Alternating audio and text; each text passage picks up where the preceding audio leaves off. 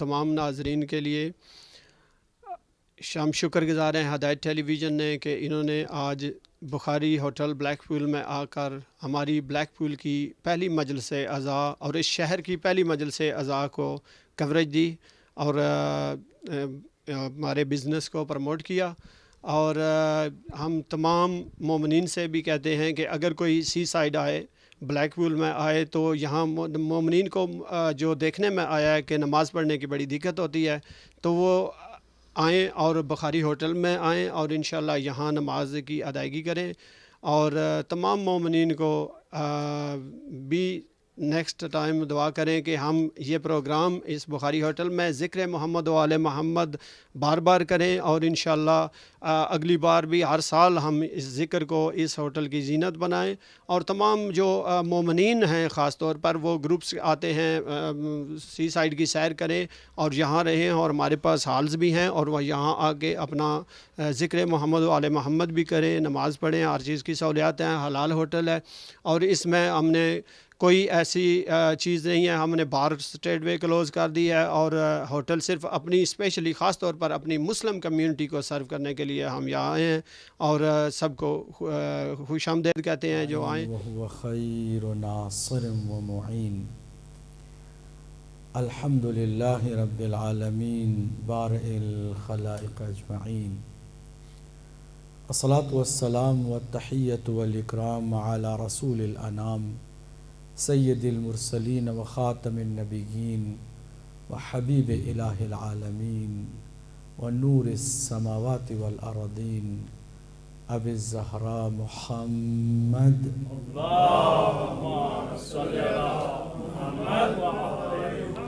وعلى أهل بيته الطيبين الطاهرين المعصومين المظلومين المنتجبين المكرمين الميامين، واللعن على أعدائهم أجمعين من يومنا هذا إلى يوم الدين. أما بعد، قال الله الحكيم في كتابه الكريم: بسم الله الرحمن الرحيم، تبارك الذي بيده الملك وهو على كل شيء قدير. سمع کر صلوات پڑھ محمد اللهم صل على محمد وعلى محمد۔ عزیزان با ایمان، بہت ہی بڑی سعادت اور فضیلت کی بات ہے کہ آپ اس مجلس میں تشریف فرما ہے کہ جو بلیک پول کی پہلی یادگار مجلس ہے، اور آپ گویا کہ اس کی بنیاد یہاں پر رکھ رہے ہیں، اور آپ دیکھیں گے کہ ان قریب اس شہر میں بھی باقی شہروں کی طرح بھرپور مجالس کا اہتمام ہوگا۔ اور یہ کریڈٹ جاتا ہے ہمارے بھائی ناصر بخاری کو اور ان کے ساتھیوں کو۔ بلیک پول میں ایک مسجد بھی ہے جس کا نام نور مدینہ ہے، اور انہوں نے ہم سے وعدہ کیا ہے کہ مسجد کے ساتھ ہی پہلا امام بارگاہ بھی بلیک پول میں بنایا جائے گا، اور انشاءاللہ المستعان ہدایت ٹی وی ان کے ساتھ تعاون کر رہا ہے، اور آئندہ اس ٹورسٹ پلیس کو بھی انشاءاللہ اہل بیت اطہار علیہ السلام کا گھر بنانے کی کوشش کی جائے گی۔ ہم سب یہاں پر ایک اور مبارک کام کے لیے جمع ہوئے ہیں، اور بخاری ہوٹل کی افتتاح کی بھی تقریب اس کے ساتھ شامل ہے۔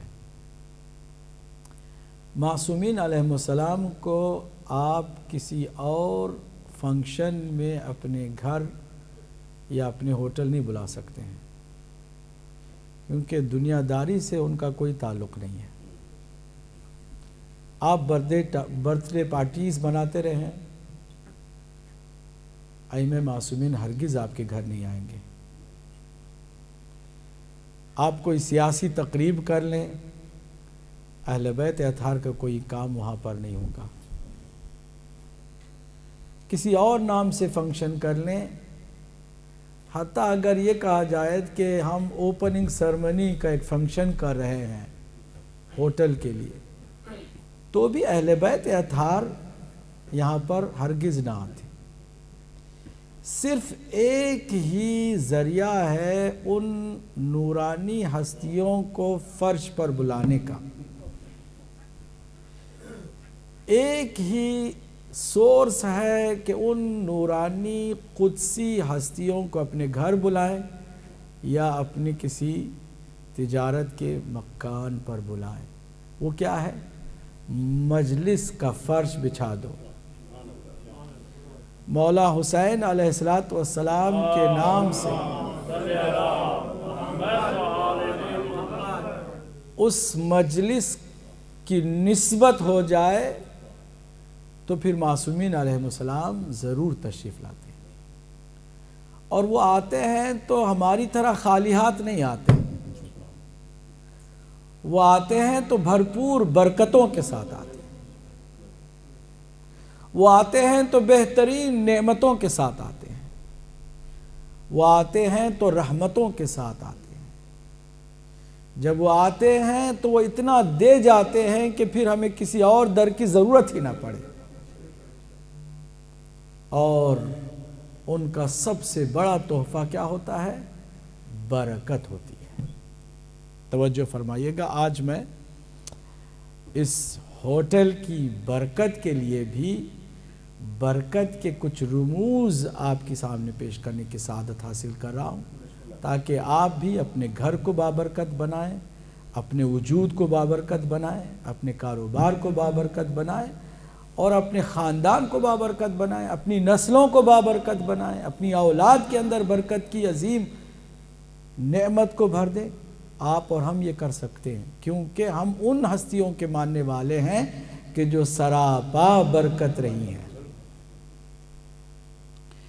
میں نے جس آیت کریمہ کو سرنامہ کلام قرار دیا ہے نا، وہ سورہ ملک کی پہلی آیت ہے، جس میں اللہ نے اپنی برکت سے گفتگو کا آغاز کیا ہے۔ اللہ سبحانہ وتعالیٰ نے فرمایا تبارک الذی بیدہ الملک، مبارک ہے وہ ذات کہ جس کے ہاتھ میں کائنات کا نظام ہے۔ برکت اللہ سبحانہ وتعالیٰ سے ہے، البرکت من اللہ سبحانہ وتعالیٰ، سرچشمہ برکت بھی اللہ سبحانہ وتعالیٰ کی ذات ہے۔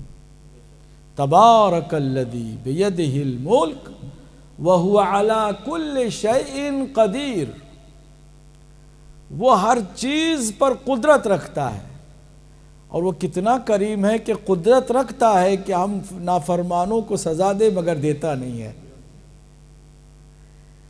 ہماری پکڑ کرے، ہمارا مواخذہ کرے، اور ہماری ہر غلطی کی بھرپور سزا دے، وہ قدرت تامہ رکھتا ہے، مگر وہ ایسا نہیں کرتا، کیونکہ وہ خالی قادر نہیں ہے بلکہ وہ کریم بھی ہے، وہ رحیم بھی ہے، اور وہ برکت والی ذات ہے۔ سب سے پہلے آئیے کہ لفظ برکت کو جانیں۔ برکت عربی لفظ ہے، قرآنی لفظ ہے، اس لفظ کی کسی اور ڈکشنری میں، کسی اور زبان میں ترجمہ ممکن ہی نہیں ہے۔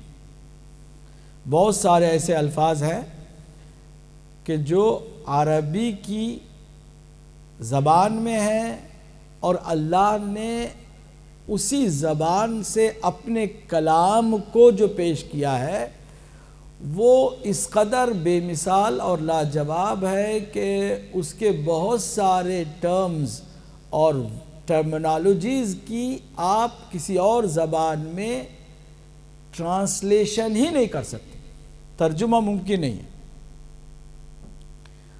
ان ٹرمنالوجیز میں سے ایک ٹرم یہی برکت ہے۔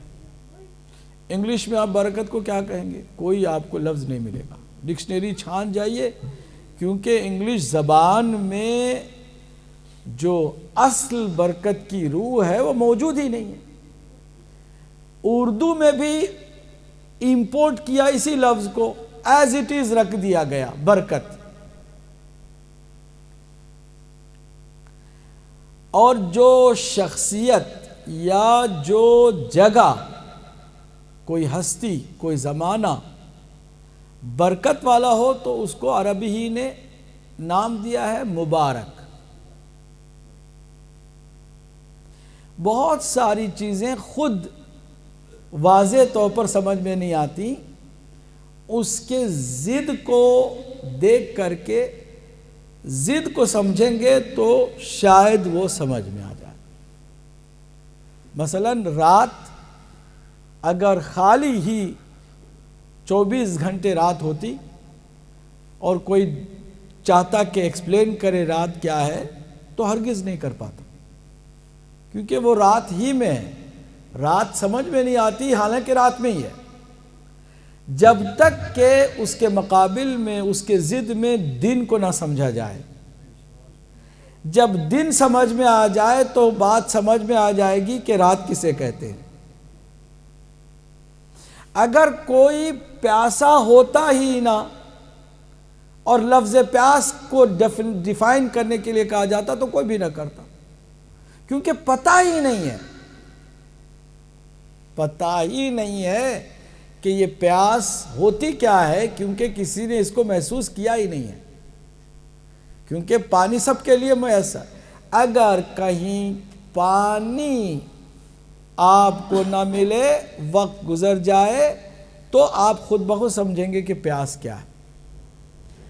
حد یہ ہے کہ یہ صرف سمجھانے کے لیے محاورے کے طور پر کہا گیا کہ سمندر کی مچھلیوں کی اولاد نے اپنی ماؤں سے پوچھا کہ پانی کیا چیز ہے۔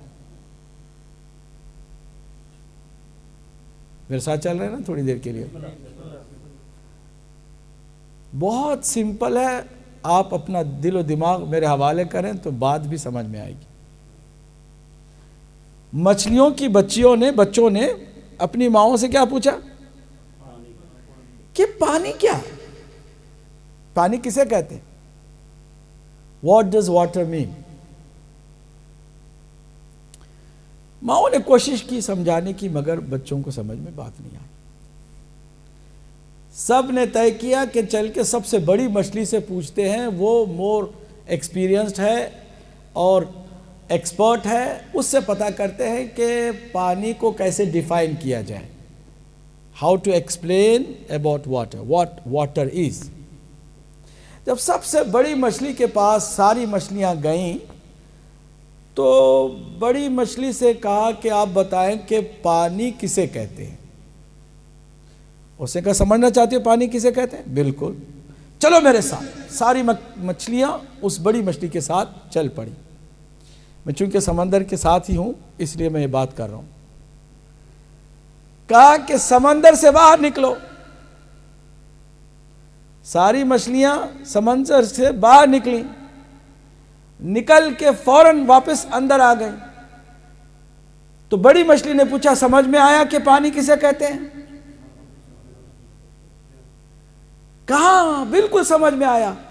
ارے پانی تو ہماری زندگی ہے، اگر پانی نہ ہو تو ہمارا وجود بیکار ہے، ہم ختم ہو جائیں، ہم برباد ہو جائیں، تڑپ کے مر جائیں۔ ہمارے وجود کا اصل پانی سے جو تعلق جڑا ہوا ہے وہ اتنا گہرا ہے کہ اگر پانی نہ ہو تو ہم ختم ہو جائیں۔ میں یہیں پر رک کر کہوں کہ عزاداری بھی ہماری زندگی ہے، اگر عزاداری نہ ہو تو ہم بیکار ہو جائیں اور تباہ و تاراج ہو جائیں۔ صلوات پڑھیں محمد والے۔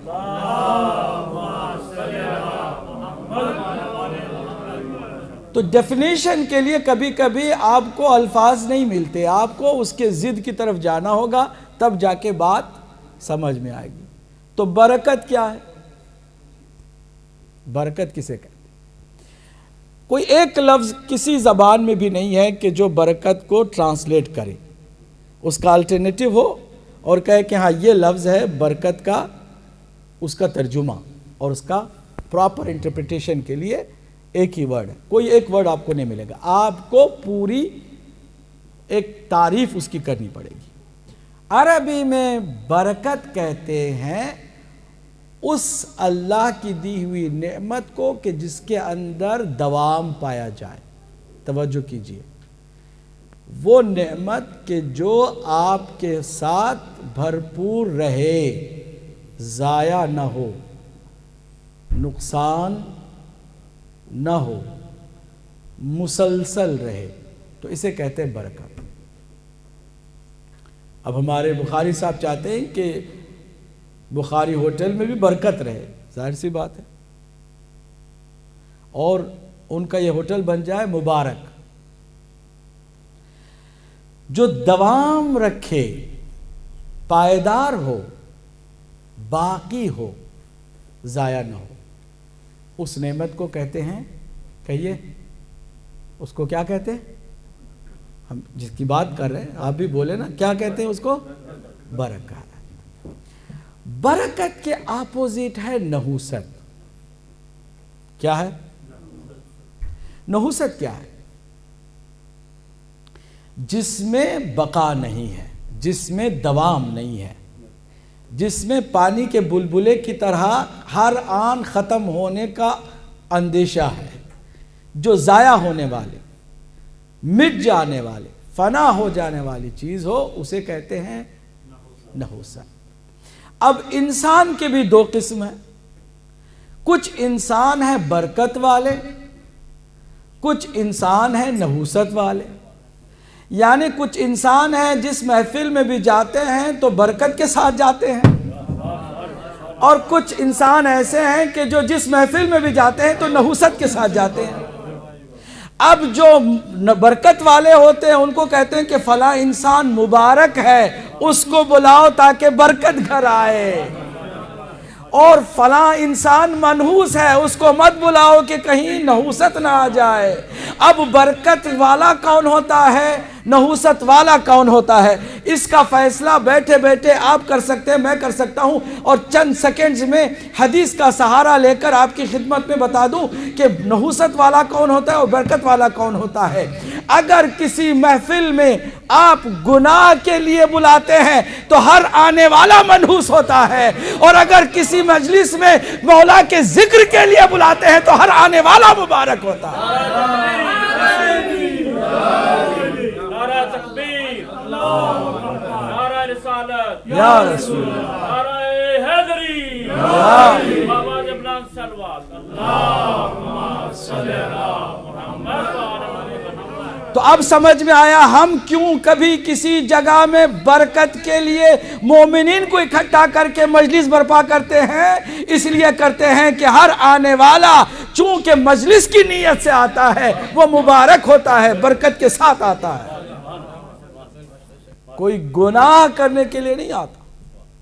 نتیجے میں برکت ہی برکت۔ جن ہستیوں کے ذکر کو اللہ نے مبارک قرار دیا، یہ کوئی بھائی کی، اپنے چچازاد بھائی، اپنے کزن یا اپنے داماد سن ان لا کی محبت میں اللہ کے نبی نے نہیں فرمایا کہ زینوا مجالسکم بذکر علی ابن ابی طالب،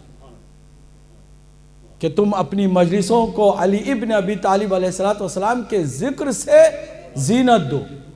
یہ کوئی اپنی بھائی، چچازاد بھائی کی یا داماد کی محبت میں نہیں کہا، بلکہ قیامت تک آنے والے انسانوں کو برکت سے جوڑنے کے لیے کہا۔ نعرہ حیدری، قیامت تک آنے والے انسانوں کو برکت سے جوڑنے کے لیے کہا کہ اگر چاہتے ہو کہ برکت حاصل ہو، اگر چاہتے ہو کہ تم بھی مبارک ہو اور تمہارا ذکر بھی مبارک ہو، تمہاری جگہ بھی مبارک ہو، تمہارا کام بھی مبارک ہو، تو تمہارا تعلق علی کے ذکر سے ہونا چاہیے۔ آگے خود سرکار نے اس کی وجہ بتا دی، لِأَنَّ ذِكْرَهُ ذِكْرِي، اس لیے کہ اس کا ذکر میرا ذکر ہے، وَذِكْرِي ذِكْرُ اللَّهِ،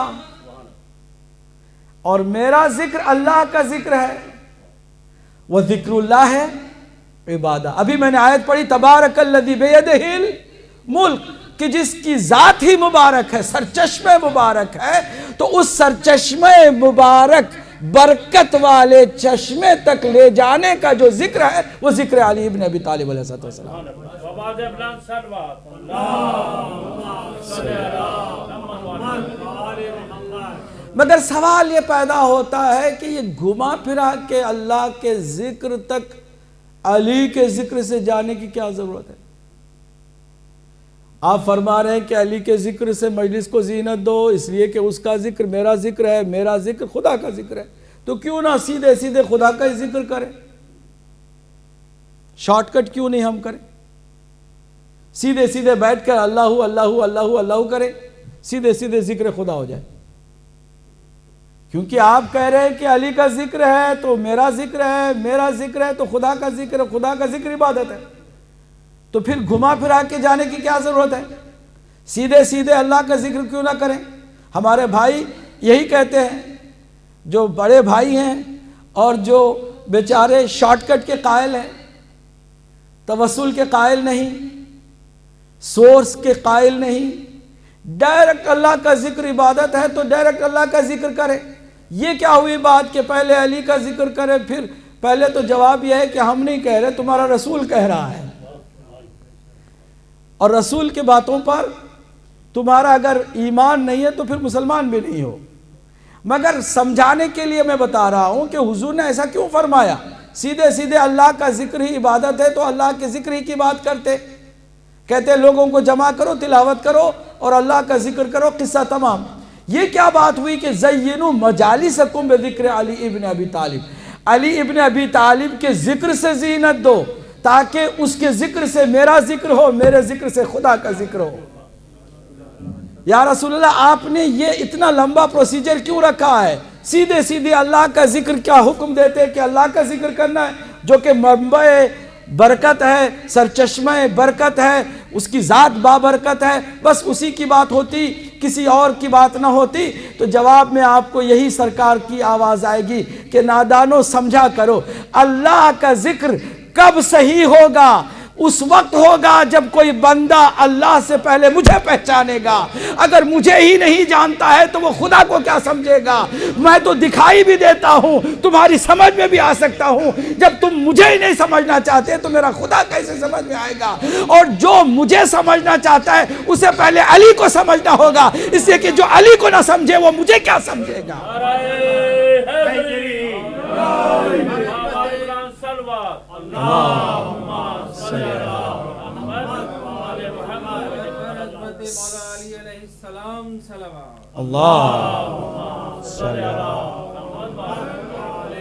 سرکار یہ بتانا چاہ رہے ہیں کہ حقیقت میں اللہ کا ذکر بھی اسی وقت اللہ کا ذکر ہوگا کہ جب اس کے ذکر سے پہلے اس کے نبی کا، نبی کے سے پہلے اس کے جانشین مولا کائنات کا ذکر۔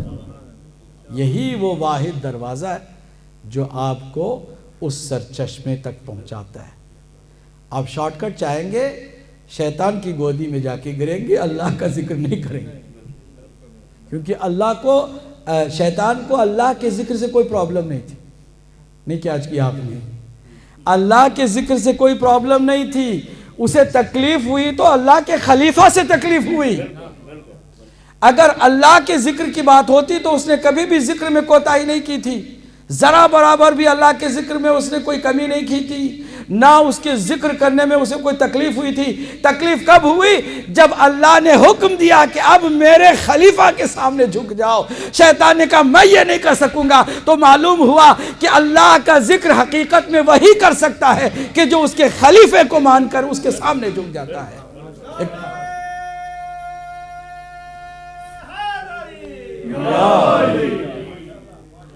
تو یہ وہ حقیقت ہے جس حقیقت کی طرف ہر مسلمان متوجہ ہو۔ ذکر سے برکت ہے۔ پلس آج آپ کی خدمت میں یہ بھی بتا دوں کہ ایک انسان مبارک کب ہوتا ہے؟ اللہ کے نبی نے فرمایا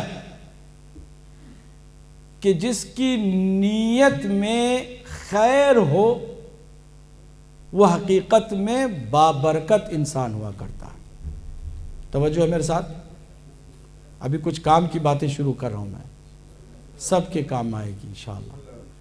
نیتیں درست کریں۔ نیتیں ہماری اگر خیر پر مبنی ہوں گی تو ہم بابرکت ہوں گے۔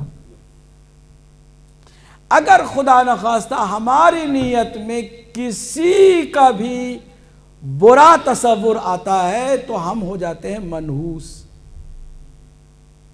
چاہے آپ کتنے ہی خاندانی بنتے پھریں، چاہے کتنے ہی بڑی ڈگری لے کر پھریں، چاہے کتنے ہی بڑے مالدار ہوتے پھریں، چاہے کتنی ہی زبردست لیٹسٹ اپ ٹو ڈیٹ گاڑی لے کر پھرتے رہیں، آپ منحوس ہوں گے، کیونکہ آپ کی نیت میں کسی کی برائی شامل ہے.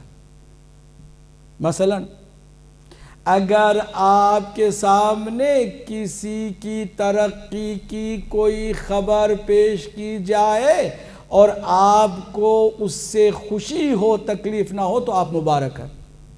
شکر کرے اللہ کی بارگاہ کہ اللہ نے آپ کو مبارک پیدا کیا، کیونکہ آپ کسی کی ترقی سے جلتے نہیں ہیں، آپ کسی کے ترقی سے نہیں جلتے ہیں، آپ کو تکلیف نہیں ہوتی. اگر خدا نخواستہ کسی وقت آپ کے دل میں، آپ زبان پہ کہتے بھی نہیں ہیں مگر دل میں، اچھا اس نے اتنی ترقی کر لی، اس نے یہ کام کر لیا، اس کو یہ ڈگری مل گئی، اس نے یہ معرکہ طے کر لیا، اس نے یہ ترقی، اگر دل میں تکلیف ہوئی تو سمجھیے کہ کچھ اور کسی سے پوچھنے کی ضرورت نہیں ہے کہ آپ کیا ہیں. صلوات پڑھ دیجئے محمد و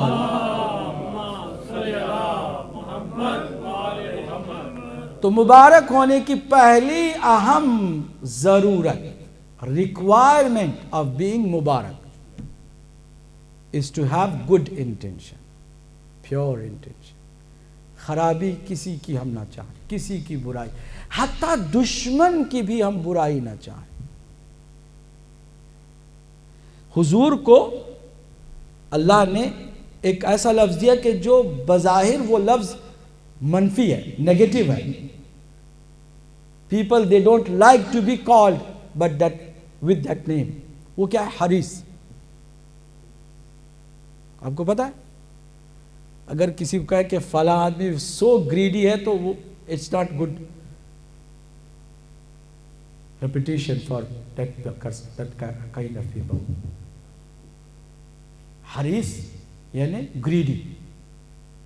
اللہ نے سرکار کے لیے لفظ استعمال کیا اور کتنا خوبصورت استعمال کیا. گریڈی ہے، کس کے لیے گریڈی ہے؟ حریص لما عنتم. وہ اتنا حریص ہے کہ تم میں سے کوئی ایک بھی جہنم میں جائے وہ برداشت نہیں کرتا. اس کا لالچ یہ ہے کہ ہر انسان ہدایت یافتہ ہو جائے، ہر آدمی بہشت کو جائے، جنت کو جائے، جہنم میں کوئی نہ جائے. ہم تو مال چاہتے ہیں نا، گریڈینس، حریص، لالچ، ہم لالچ، مال کا لالچ.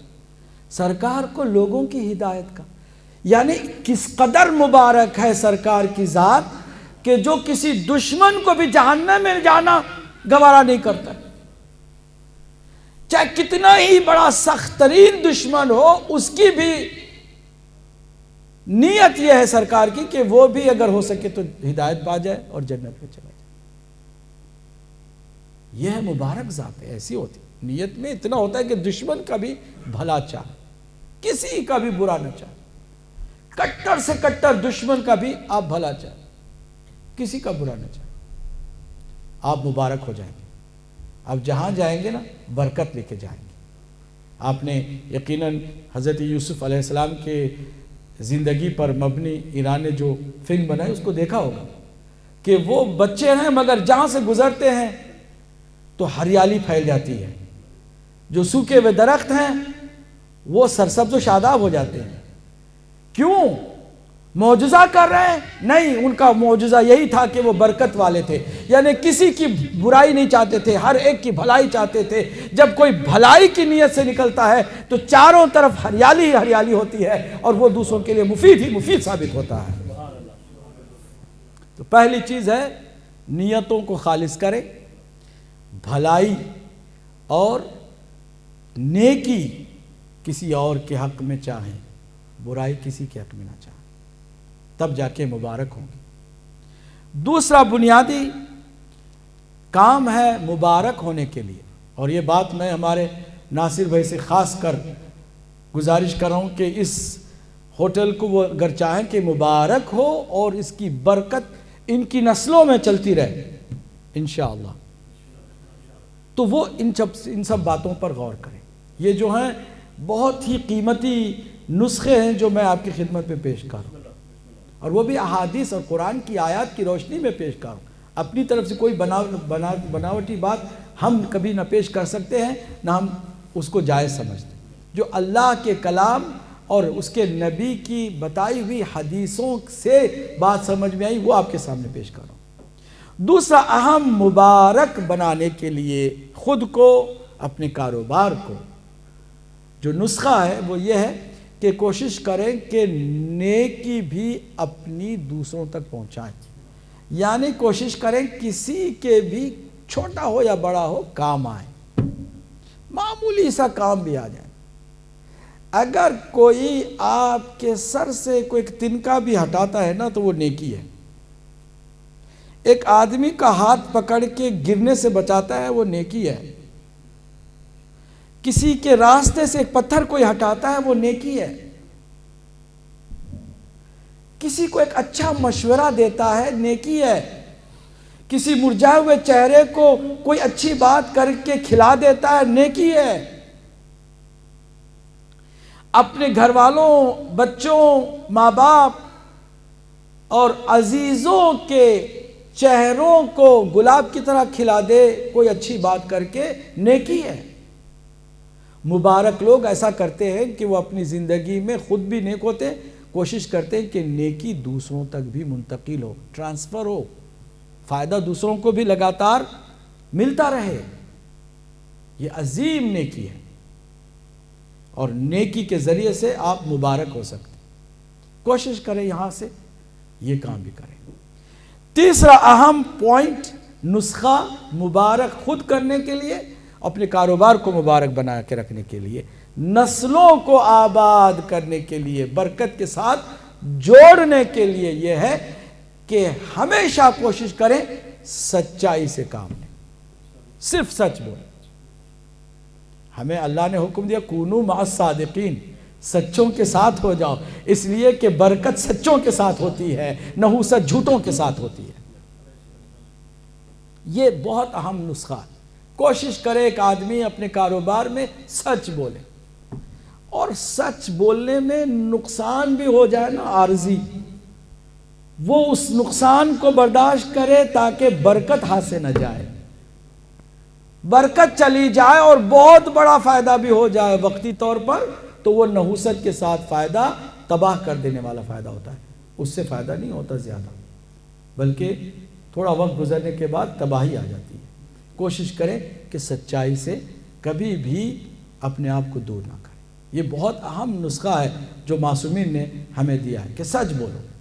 اب جو بات کرنے جا رہا ہوں توجہ سنیے گا، نسخہ ہے جو میں آپ کی خدمت میں عرض کروں۔ اگر چاہتے ہو کہ خود بھی مبارک رہو، تمہارے وجود سے تمہارا کاروبار بھی بابرکت رہے اور برکت کے ساتھ تمہارا رشتہ جڑا رہے، تو یہ نسخہ بھی تم ضرور آزماؤ۔ وہ یہ کہ سحر خیز بن جاؤ، یعنی صبح ضرور سورج نکلنے سے پہلے خود تم بستر سے نکل جاؤ۔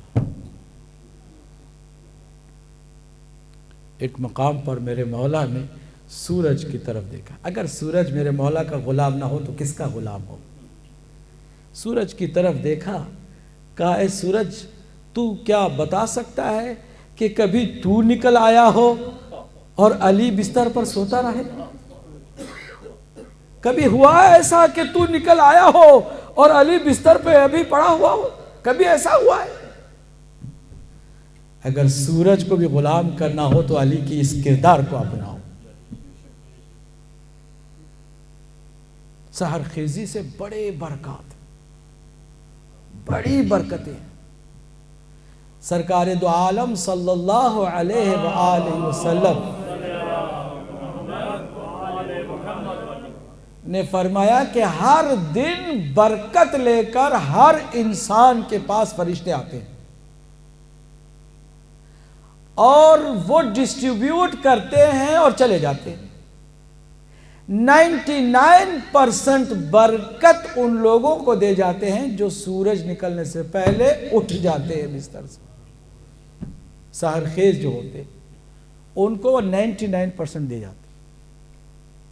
اب وہ 0.1 جو ہے وہ سونے والوں کو بھی دیتے ہیں تاکہ دنیا چلتی رہے نا. اگر ان کو برکت نہ وہ تھوڑا بہت ملے تو پھر تو دنیا تباہ ہو جائے. سلسلے کو چلانے کے لیے وہ 0.1 بٹ 99% کس کو دیتا ہے؟ اللہ برکت جو صبح جلدی اٹھتے. بہت امپورٹنٹ نسخہ ہے, اس پر آزما کے دیکھیے اور کامیاب ہو جائیے دنیا اور آخرت. اب جو 5واں نسخہ ہے, کوشش کریں خمس کی پابندی کریں. ہر کمائی کے ساتھ اللہ ایک امتحان اور آزمائش آپ سے آزمائش میں آپ کو ڈالتا ہے کہ آپ دیکھیں کہ اس میں پاس ہوتے ہیں کہ فیل ہوتے ہیں. میں تمہیں 100 دے رہا ہوں اور تمہارے اختیار سے, مرضی سے, پسند سے چاہتا ہوں کہ تم 20 لوٹا دو مجھے. اگر بچے کو بھی آپ ایک چاکلیٹ دیں اور پھر واپس چھیننا چاہیں تو وہ نہیں دے گا واپس آپ کو. کب دے گا؟ خوشی خوشی, جب اس سے اچھا چاکلیٹ آپ آفر کرتے. بچے کے نیچر میں ہے کہ وہ فوراً اپنا پہلے والا پھینکے گا اور دوسرا اسے بہتر والے کو اپنائے گا. اللہ بھی ہمارے مزاج سے واقف ہے, ہم بچے ہیں واقعی میں. خالی مال دے اور ہم سے کہے کہ واپس دو تو کبھی نہیں دے گا. وہ کہہ رہا ہے یہ 20% دو گے نا تو میں پھر 20% کے 1000 گنا واپس لوٹاؤں گا. یقین نہیں آتا تو فارمر سے پوچھو کہ وہ ایک بیج ڈالتا ہے, میرے حوالے کرتا ہے تو 1000 بیج واپس لوٹاتا ہوں. جب اس دنیا میں میں لوٹاتا ہوں تو تم خمس دو گے تو کبھی بھی میں تم کو فقیر نہیں کروں گا, محتاج نہیں بناؤں گا. اور یہ پوری تاریخ میں چیلنج ہے, اور اس چیلنج کو میں ٹی وی پر بھی, یہ مجلس انشاءاللہ نشر ہوگی تو یہ چیلنج کو پوری دنیا کے سامنے رکھوں گا. اگر کوئی خمس کی پابندی کرنے والا ایک شخص بتا دو پوری تاریخ انسانیت میں کہ جو محتاج ہو گیا ہو کسی اور کا, بھکاری بن گیا ہو, نعوذ باللہ, ہرگز آپ کو ایسا کوئی نہیں ملے گا. لیکن ہم نے دیکھے ہیں بڑے بڑے سورما, بڑے بڑے کروڑ پتی لکھ پتی جو فقیر ہو گئے, فٹ پاتھ پہ آ گئے ہیں, جن کا کوئی ٹھکانہ بھی نہیں رہا ہے, کھنڈر میں تبدیل ہو گئے ان کے بہت سارے محلات. اس لیے یہ جو نسخہ ہے اس کو آپ آزمائیں, خمس کی پابندی کریں, برکت ہوگی اس میں, اپنے مال میں بھی, اپنی جان میں بھی, اپنی صحت میں بھی اور اپنے کاروبار میں بھی. یہ بہت اہم بات ہے. اور آخر میں کوشش کرے کہ خمس کے علاوہ بھی کہیں کسی نیکی میں کچھ مال لگا سکتے ہوں تو لگائیں. کسی یتیم کا سر آپ بلند کر دیں, اس کی تعلیم کا انتظام کر دیں, کسی تبلیغ میں, دین کی تبلیغ میں کچھ حصہ ڈال دیں, مختصر ہی صحیح, خمس سے ہٹ کر. وہ تو واجب ہے, آپ کو دینا ہی ہے, مگر یہ مستحب ہے, کریں گے برکت میں اضافہ ہو جائے گا. اگر مولا علی علیہ السلام کے چاہنے والے ہیں تو اس بات کو ہم اچھی طرح سے جانتے ہیں کہ مولا علی علیہ السلام جتنا بھی دنیاوی مال آپ کو ملتا تھا وہ اپنے گھر بھی لے کے نہیں جاتے تھے. گھر پہنچتے پہنچتے سب تقسیم ہو جاتا تھا, اب سب دیکھ کے چلے جاتے. اور اللہ نے گھر والی بھی ایسی عطا کی کہ کبھی ایک دفعہ نہیں پوچھا علی یہ سارا مال کہاں رہ گیا.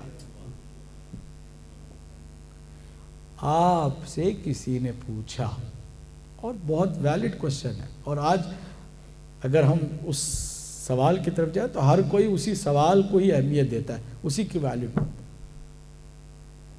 کہا ابو الحسن کیا آپ کو کل کی فکر نہیں ہے؟ Whatever you earn, you just give it for the charity.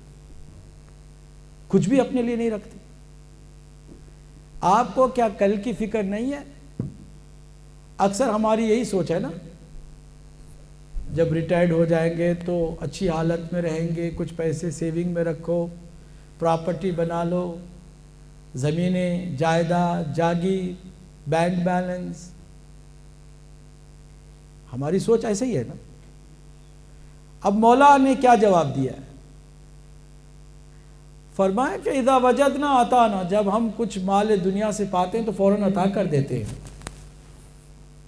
وَإِذَا فَقَدْنَا شَكَرْنَا، اور جب کچھ ہمیں ملتا نہیں ہے تو شکر کرتے ہیں اللہ کی بارگاہ کہ ذمہ داری ہماری آج کم ہو گئی. کل کی آپ کو فکر نہیں ہے.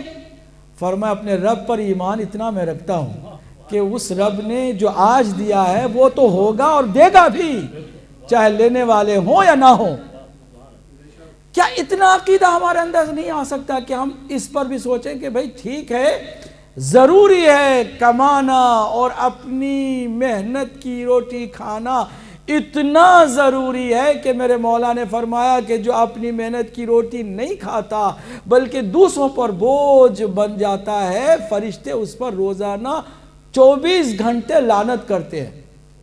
انسان کو بیکار بھی نہیں بیٹھنا چاہیے، محنت کرنی چاہیے، محنت کی روٹی بھی کھانی چاہیے، مگر کچھ کمانے سے تھوڑا سا نکال کر کے اللہ کی راہ میں خرچ بھی کرنا چاہیے تاکہ برکت میں بھی اضافہ ہو اور یہ سلسلہ اللہ کی جانب سے عطا کرنے کا جاری و ساری رہے. جو مال اپنے لیے ہی رہ جاتا ہے اس پہ کوئی کسی اور کو دینے کی ہماری نیت نہیں ہوتی ہے، وہ اس پانی کی طرح ہوتا ہے کہ جو کسی گڑھے میں جمع ہوا ہے اور استعمال نہیں ہوا ہے، نتیجے میں سڑ جاتا ہے، بدبو آ جاتی ہے اس میں. اسی طرح وہ پیسہ بھی ہے کہ جس میں نحوست ہے، کوئی خرچہ اللہ کی راہ میں کوئی کام اچھے کاموں میں نہیں ہوتا، بس وہ پلس ہوتا جا رہا ہے، پلس ہوتا جا رہا ہے، پلس ہوتا جا رہا ہے، وہ سڑ جاتا ہے. اور وہ مال کہ جس میں مسکینوں کو، نیاز مند محتاجوں کو یا کسی اچھے کام کے لیے کچھ حصہ جاتا رہتا ہے، وہ اس پانی کی طرح ہے کہ جو بہتا رہتا ہے اور ہر بار فریش ہوتا ہے، ہر بار تازہ ہوتا ہے، اور اس تازگی کے ساتھ زندگی بھی جڑی ہوئی ہے. ہم آج ان تقریباً 5 سے 7 نسخوں پر عمل کرنا شروع کر دیں. اگر ان میں سے 2 پر بھی ہم واقعاً کنسنٹریٹ کریں اور عمل کرنا شروع کر دیں تو ہم مبارک ہوں گے. آخری اور انتہائی بات یہ ہے کہ مبارک اپنے آپ کو بنانے کے لیے عشق رسول اور آل رسول کی گرمی کو بڑھاتے رہیں. یہ مجلس معمولی نہیں ہے، اس کو آپ ایزی سمجھ کر معمولی چیز نہ سمجھیں، بہت زیادہ اس کی قیمت ہے. آپ کو میں کیا بتاؤں، اس سے بڑا کیا آپ کو مقام مل سکتا ہے کہ آپ ان قدسی نورانی ہستیوں کے ہم نشین ہو گئے. ہم نشین یعنی ان کے ساتھ بیٹھے ہوئے ہیں آپ.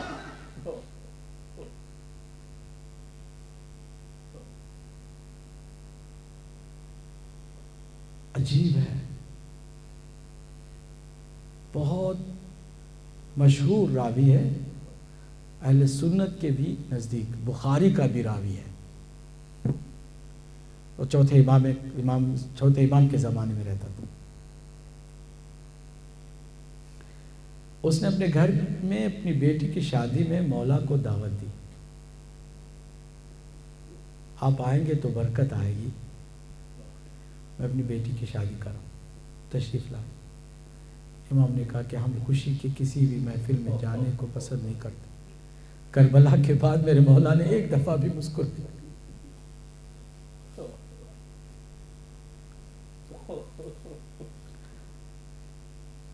اس نے کہا یا ابن رسول اللہ پھر میں کیسے آپ کو بلاؤں، کیا تدبیر کروں کہ آپ کا قدم مبارک میرے گھر میں ہو، آپ تشریف لائیں تو میرے گھر کو اللہ برکتوں سے مالا مال کر دے. کائنات میں آپ حجت خدا ہے، رسول اللہ کا خون ہے، آپ کے وجود سے برکتیں. میں کیا کروں؟ کہا کہ اگر تو میرے بابا کے نام کی ایک مجلس رکھے نا بس 2 جملے سنا کر زحمت تمام کرتا ہوں. اگر میرے بابا کے نام پر مجلس رکھے نا تو پھر میں ضرور آتا ہوں، کیونکہ بس ایک ہی سبب ہے. میں نے ابتدا میں عرض کیا تھا کہ اگر ہم کو بلانا چاہتا ہے تو اس کا ایک ہی سبب ہے اور ایک ہی وسیلہ ہے کہ تم مجلس برپا کرو. اس نے شادی کی اس تقریب کے اندر مجلس حسین کا اہتمام کیا. وہیں سے یہ روایت شیعوں کے اندر پیدا ہو گئی کہ جب بھی اگر خوشی کا بھی موقع ہو تو مجلس اعزا کا اہتمام کرو تاکہ ان مبارک ہستیوں کو اپنی جگہ پر بلا سکو. عزاداروں وہ کہتا ہے کہ میں نے میرے مولا کی خدمت میں دعوت دی کہ اب میں نے آپ کے بابا کے فرش اعزا بچھائی ہے، آپ تشریف لائیے، مجلس کا اہتمام ہوا ہے. ایک مرتبہ وہ کہتا ہے کہ میرے مولا نے دعوت قبول کی، مجھے بہت خوشی ہوئی، مجلس کا اہتمام ہوا، مرثیہ پڑھنے والے نے مرثیہ شروع کیا. میں نے میرے مولا کو صدر نشین بنایا تھا، یعنی فرش میں جو سب سے عام جگہ تھی وہاں پر بٹھایا تھا. میرا مولا بیٹھ کے گریہ کر رہا تھا اپنے بابا کے کہ اچانک میں روتے روتے آنکھیں اٹھا کر دیکھتا ہوں تو کیا دیکھتا ہوں کہ جس جگہ پر سید سجاد بیٹھے ہوئے تھے اس جگہ پر اب نہیں ہے. میں بے چین ہو گیا. میں نے کہا کہیں میرے مولا ناراض ہو کر چلے تو نہیں گئے. میں نے محفل میں نگاہوں سے تلاش کی کہ کہاں میرا مولا ہے. اچانک میں نے کیا دیکھا، جہاں آخر میں عزاداروں کے جوتے پڑے ہوئے تھے ان جوتیوں پر میرا مولا بیٹھا ہوا ہے. میں گیا، ہاتھوں کو جوڑ کے میں نے عرض کیا کہ ابن رسول اللہ گستاخی ہو گئی ہو تو معاف کر دینا، مگر یہ آپ کی جگہ نہیں ہے. جانتے میرے مولا نے کیا فرمایا؟ میرے مولا نے فرمایا تو نہیں جانتا، ارے میں اس جگہ پر کیسے بیٹھے رہتا جبکہ میری دادی فاطمہ ایسی جگہ پر بیٹھی ہوئی ہے. میں نے کہا میں اپنی دادی کے ساتھ ہی بیٹھوں گا. عزاداروں 2 جملے سنا کر زحمت تمام کروں گا. میرے مولا حسین کا جہاں ذکر ہو وہ جگہ بھی مبارک ہو جاتی ہے. میں کہوں گا مولا شام غریبہ آپ کی بیٹی آپ کو آواز دے رہی ہے. الا لعنت اللہ علی القوم الظالمین سیعلم الذین ظلموا ای منقلب ینقلبون. پروردگارہ ہماری اس عبادت کو اپنی بارگاہ میں قبول فرما.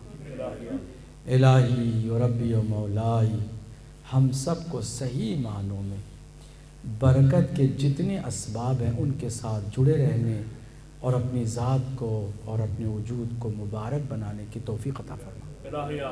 پروردگارہ اس جگہ کو برکتوں کا محل قرار دی.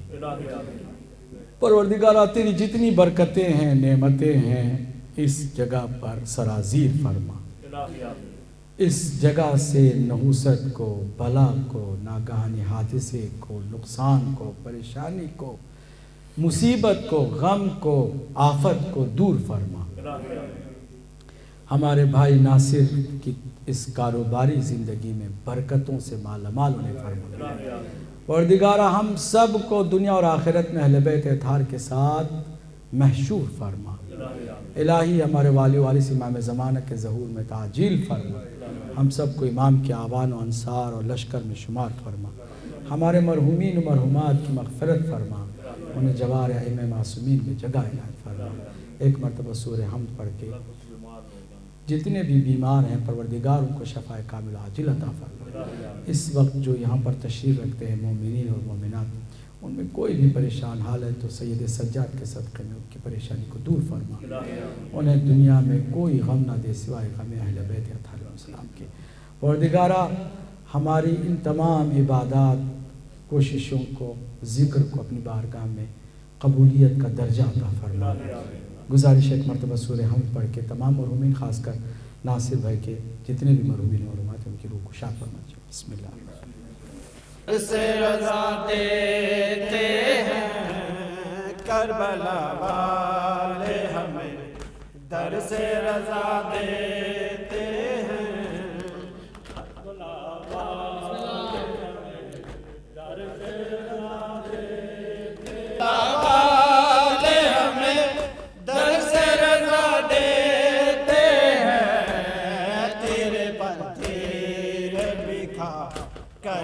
دعا دیتے ہیں تیرے پر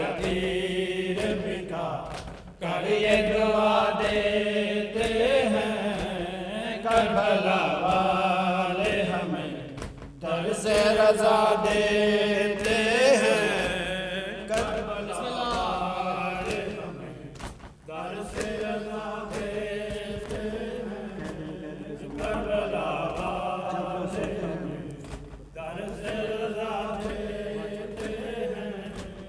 کربلا والے ہمیں درس رضا دیتے ہیں کربلا والے ہمیں